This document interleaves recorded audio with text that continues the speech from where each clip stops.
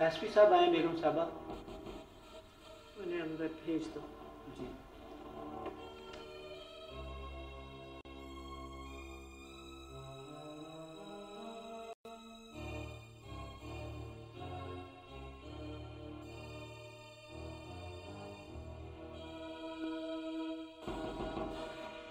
कार्रवाई पूरी होगी सर। लाश पोस्टमार्टम के लिए भिजवा दो। ओके।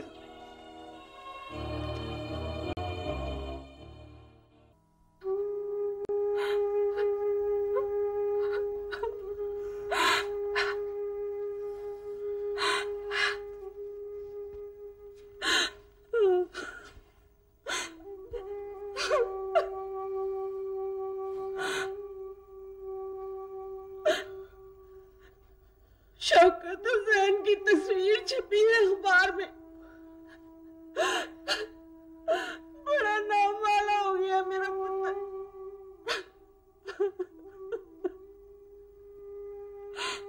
नाम वाला हो गया तो अरे हम गरीबों से मिलने भी आता है कि नहीं? आदि चोर था सर, कई बार जेल जा चुका है। मेरा भी यही ख्याल है, वरना ये मैं क्या सुन रहा हूँ माँ जी? आप ठीक तो है ना? मैं बिल्कुल ठीक हूँ कुंवर सुरखान अहमद।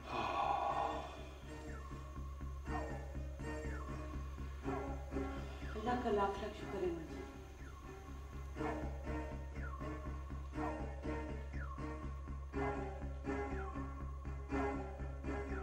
मुझे अब इजाजत दीजिए, जरूरत पड़ी तो फिर हाजिर हो जाऊंगा। Thank you very much.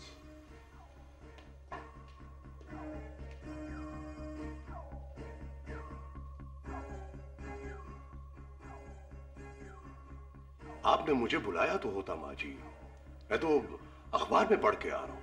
अब तुम सुबह सवेरे अखबार पढ़ने लगे हो? रात को जल्दी सो जाते हो क्या? रात भर मैं बेचैन रहा हूँ। भाई साहब की मौत के बाद मैं कभी चैन से सो नहीं सका। रात मैं और सरवत आपको बहुत देर तक याद करते रहे। आपने मुझे फोन ही कर दिया होता। अब 2 बजे रात को मैं नहीं चाहती थी कि तुम्हें नींद से जगाकर ये बताऊं कि मुझे कुछ नहीं हुआ।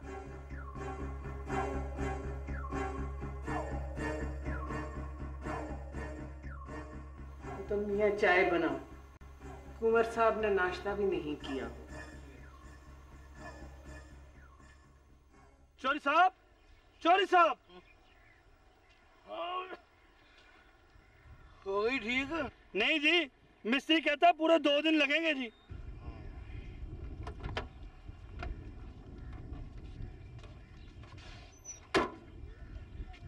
और तूने मुझे सिर्फ ये बताने के लिए नींद से जगाया है?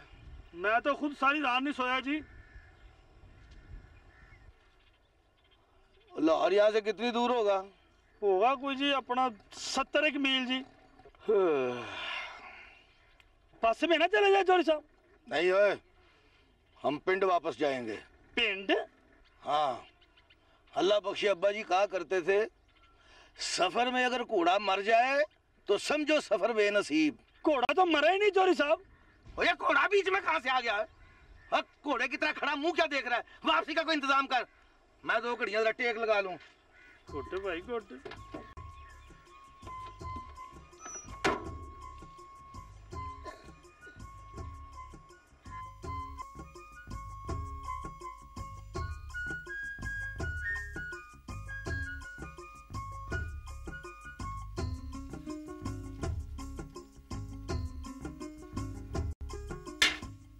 तुम्हारा मतलब है इस खत को पढ़ने के बाद वो तुम्हें जवाब देगी? तो क्या वो जवाब नहीं देगी? साफ साफ जवाब देगी।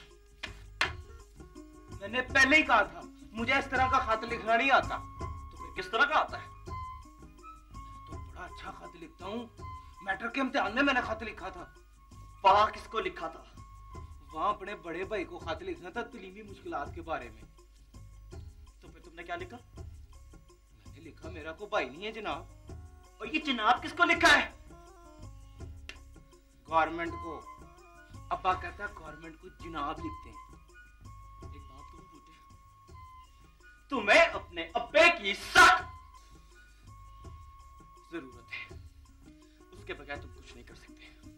मेरा बैग कहां है?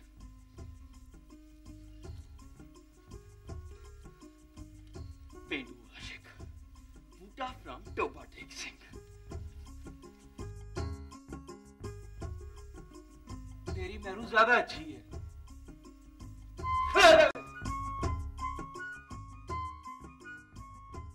किसी मरे हुए शख्स को देखने, किसी मरने वाले शख्स को मौत की अजियत से गुजरते हुए देखने में बड़ा फर्क होता है। मैंने उस रात मौत को अपनी तमाम तरह अजियत के साथ एक कमजोर आदमी को झंझोड़ते हुए देखा। उसने मेरे सामने तड़प तड़प कर जान दे दी।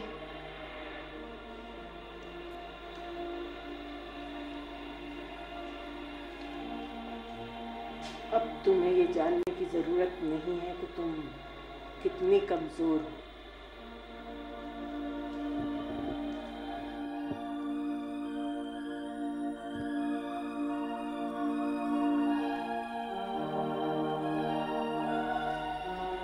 दादू का ख्यालों से मर जाना चाहिए था।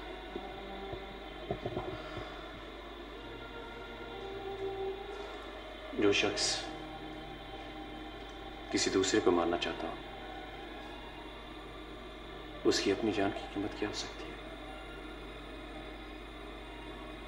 उसकी अपनी जान की कीमत भी वो ये गोली थी जो उसके सीने में उतर गई। अगर वो बच गया होता तो किसे मालूम हम इस वक्त यहां खड़े किसके मरने की बात कर रहे होते हैं। खुदा जाने की बात कहाँ तक सच है कि वो यहाँ किसी को मारने आया था।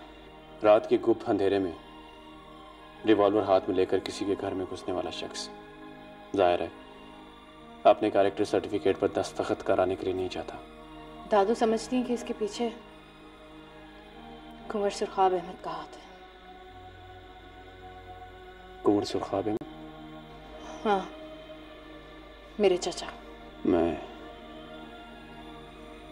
मैं उन्हें जानता हूँ, लेकिन मैं इस बात को नहीं मानती। तुमने दादू को कभी गौर से देखा? वो सर से पैर तक मोहब्बत में गुंदी हुई मिट्टी से बनी हुई है। ऐसा कोई शख्स किसी से नफरत करता हो तो नफरत की वजह नहीं पूछनी चाहिए।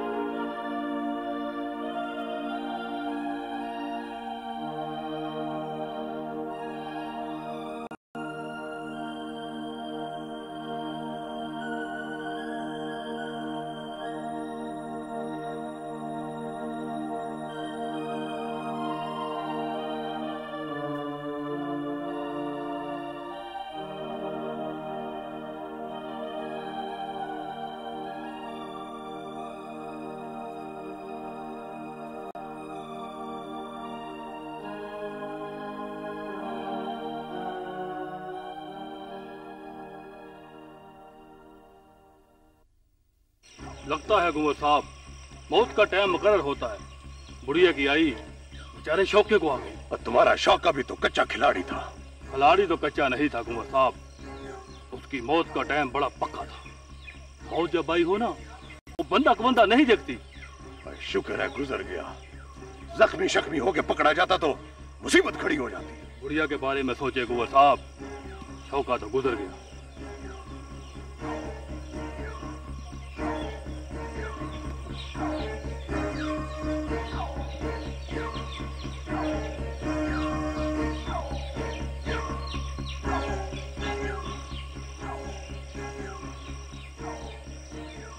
उसे शक हो गया है। उसे तो पुराना शक है कुंवर साहब, अब कुछ ज्यादा हो गया होगा। मैंने उसकी आंखों में खून उतरा देखा है। बड़ी उखड़ी हुई बात करती है।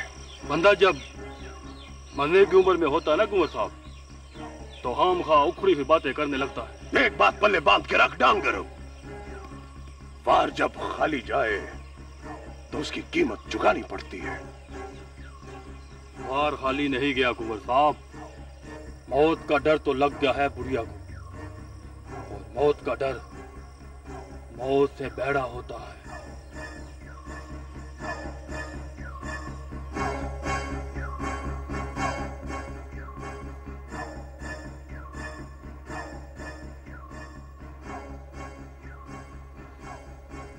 आपने तो अपना ब्लैक सूट भी धुलवा कर रख लिया था। तुम्हें हर बात की जल्दी क्यों होती है शहबाज? मेरा दिल कहता है कि वो मेहरू की शादी से पहले नहीं मरेगी। मेहरू की शादी? अगर वो जिंदा रही ना तो मेहरू की शादी कभी मुझसे नहीं होगी। बूढ़े लोग ज्यादा देर तक जिंदा नहीं रहते कुंवर शहबाज अहमद। मौत किसी न किसी बहाने उनके पास आती रहती है, कभी टल जाती है और कभी नहीं टलती।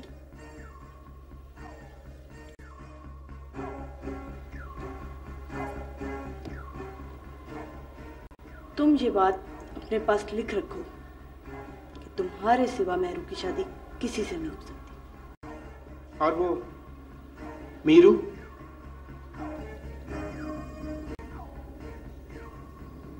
मीरू कौन है?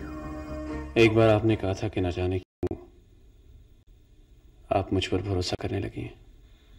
तुम्हें अंदाजा नहीं होगा मीरू, मुझे तुम पर किस कदर भरोसा है। फिर आप मुझे क्यों नहीं बताती कि कुंवर मेहताब अहमद का खून किसने किया? मेहरू बाहर खड़ी सुन रही होगी, उसे अंदर बुला दो।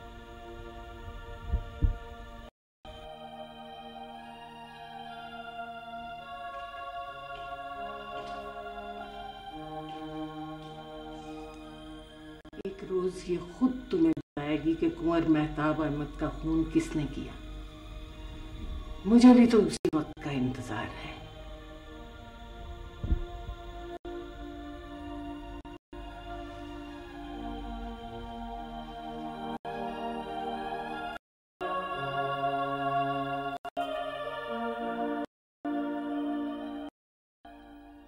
अब भली मानस में क्या कर, और गड्डी रास्ते में खराब हो गई।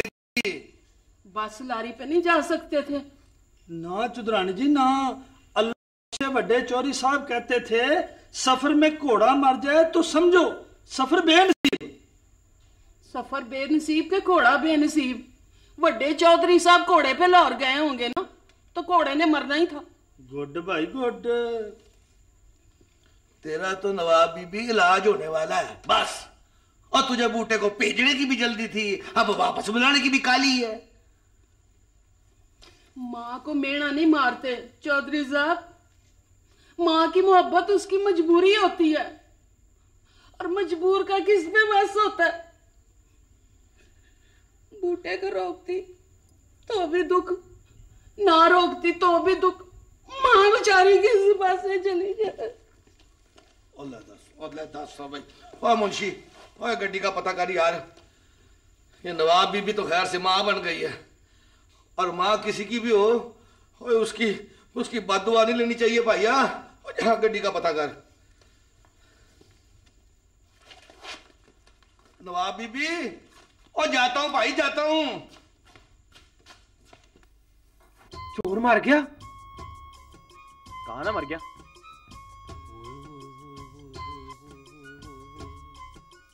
क्या हुआ?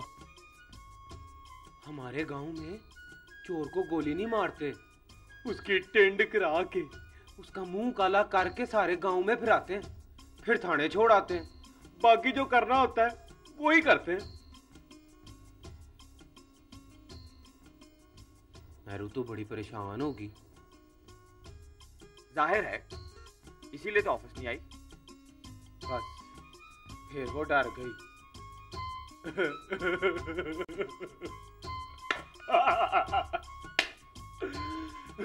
मेरा अब्बा भी चोर से बड़ा डरता। एक दफा मैं 9 से 12 का शो देखकर आया, हौली हौली छत से उतर रहा था, अब्बा समझा कोई चोर आ गया। लो जी, फिर अब्बे ने कोई माफिया मांगी है, कोई माफिया मांगी अब्बे ने, पर मैंने भी माफ नहीं किया। क्या किया तुमने? मैं दौड़ के अपने कमरे में लुक गया, बस मुझे कुंडी लगानी याद नहीं। फिर क्या हुआ? फिर अब्बे ने कुंडी लगाई। आगे बताओ ना यार। आगे क्या बताऊं, तुम्हें तो अब्बे का पता ही है। मैंने भी बड़ी माफिया मांगी,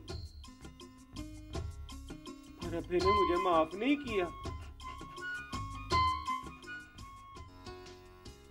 तुम बूटे को कब से जानती हो? बचपन से, लेकिन उससे मुलाकात 3-4 महीने पहले हुई है। क्या मतलब? अगर मैं अपनी फितरत को कैनवस पर पेंट करूं तो जो तस्वीर बनेगी बिल्कुल बूटे जैसी होगी। वो इतना मासूम है जितना मैं बनना चाहती हूँ, और शायद इतना ही मासूम लोगों को होना चाहिए। तो तुम्हारे ख्याल में मुझे भी इतना मासूम होना चाहिए? तुम इतने मासूम हो ही नहीं सकते। क्यों? तुमने अपने अब्बे की मार नहीं खाई, बूटे ने खाई है। चलें? I'm sorry. It's all right.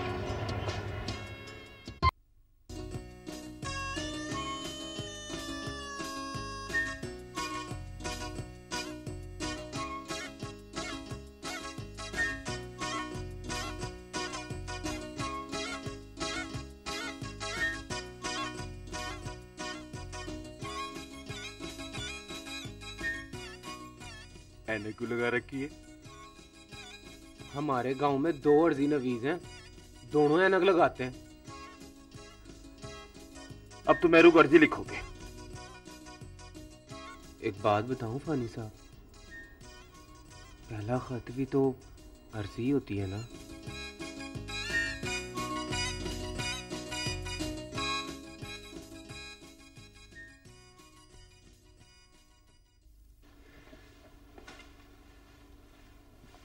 आप सोच रही होंगी कि मैं फिर आ गया। यहाँ सब लोग आपसे मीरू की तरह खफा नहीं। आइए बैठिए ना। वो घर पे ही है? नहीं, आप चाय पियेंगे? जी हाँ, चाय तो मैं जरूर पीऊंगा। ये करता क्या है? मेरा मतलब है कि क्या करता रहता है? किसी में हिम्मत नहीं कि उससे ये सवाल पूछ सके। मैंने सुना है कि आपकी तो बहुत इज्जत करता है। इज्जत करने का मूड हो तो कर देता है। उसे कहना था कि सब लोग उसके बाप की तरह नहीं होते। क्या बचपन से ही ऐसा है? आपने मेरी बात का जवाब नहीं दिया। उसका बचपन कहाँ देखा है मैंने। उसकी माँ कहाँ है? सुना है लॉस एंजलिस में होती है। वो तो कभी नहीं आई इसको मिलने। उसके और भी बच्चे हैं। आपके कितने बच्चे हैं? मेरा तो बस एक मीरू। इससे कहिए जोरा खातून, इसका मीरू उसी रात सर्दी में ठटर कर मर गया, जिस रात इसके दोस्त ने टॉफियों का डब्बा चुराने पर उसे घर से धक्के देकर बाहर निकाल दिया था। उसकी कब्र पर क्यों नहीं जाता ये? मैं इसे यही बताने के लिए तो आता हूं जोरा खातून कि मैं अपने किए पर शर्मिंदा हूं। एक बाप अगर शर्मिंदा हो तो उसकी शर्मिंदगी का इतबार करते हैं। इसे बताइए जोरा खातून, इसे बताइए, किसी बाप के शर्मिंदा होने से उसके बच्चे को उसका खोया हुआ बचपन वापस नहीं मिला करता। कोई अगर किसी की खोई हुई चीज वापस लाकर दे सके तो इस तरह शर्मिंदा क्यों हो? तो फिर मैं इसका मीरू से कहां से लाकर दूं? इससे कहिए ना जोरा खातून, मैं भी इससे बहुत शर्मिंदा हूं।